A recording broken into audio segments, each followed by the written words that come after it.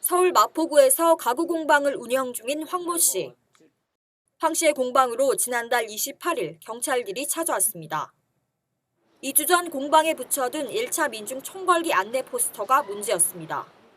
민중 총궐기 때 11월 14일 날 그날 붙였어. 그날 미리 붙인 것도 아니고 저도 나가고 싶은 마음이 있었는데 제 생업 때문에 못 나갔는데 제 페이스북 친구 중에 누가 링크를 걸어놨더라고요. 못 나가면 이거라도 붙여놓자. 그래서 출력해서 붙인 거죠, 그날. 경찰은 포스터에 써있는 독재자의 딸이라는 문구를 문제 삼았습니다. 허위사실 유포와 명예훼손 혐의가 있다면서 직접 포스터를 떼기까지 했습니다. 경찰은 고교생까지 수사 대상에 올렸고 심지어 학교로 찾아가기도 했습니다. 경기도 용인시에 위치한 한 고등학교.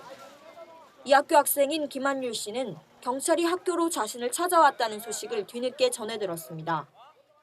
선생님하고 엄마한테 전해들은 정보를 종합해보면 대충 이런 상황이었던 것 같아요. 학교로 찾아갔는데 제가 없으니까 교무실에 들어가서 제가 경찰이다 이렇게 말을 하고 김한율 학생 어디 있냐 이렇게 물어봤던 것 같아요. 네.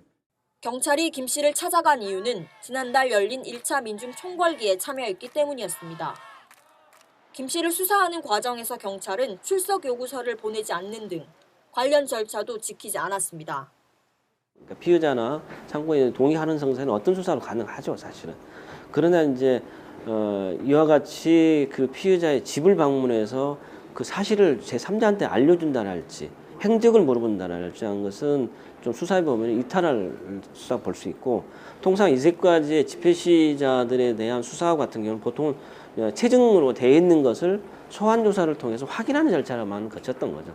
집에까지 찾아가나 이런 건 없었죠. 그래서 그 부분들은 일종의 수사권의 남용이라고 볼 수 있는 여지가 충분히 있다, 이 생각입니다. 지난 1일에는 경찰의 출석 요구에 응하지 않을 우려가 있다며 20대 여성 김모 씨가 충청남도 예산에서 체포되기까지 했습니다.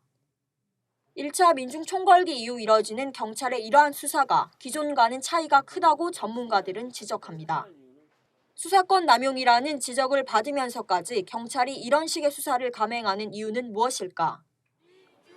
2차 총궐기를 앞두고 공포 분위기를 조성해 시민들의 집회 참가를 막으려 한다는 해석이 나옵니다. 일단 기본적으로 일반 시민들 입장에서는 그래서 집회 시위자 위축을 가져오겠죠. 내가 참여할 것이 아닌가를 끊임없이 자기 검열을 통해서 그 결단을 요구하게 되는, 그냥 정말 갔다가 커피 한잔 할 수도 있고 자유롭게 할 수 있는 문제인데 불구하고, 쉬운 문제인데 불구하고 굉장히 어렵게 생각해야 되고, 그러면서 뉴스K 취재진이 만난 당사자들도 경찰의 방문이 위압적으로 느껴졌다고 말합니다.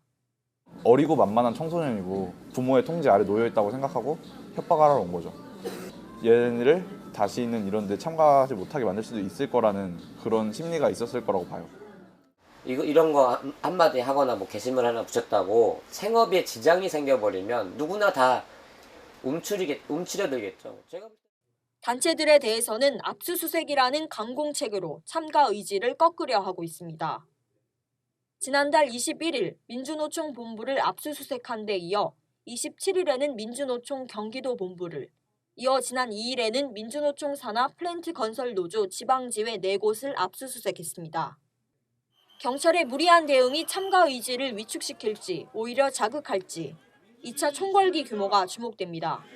국민TV 뉴스 도희민입니다.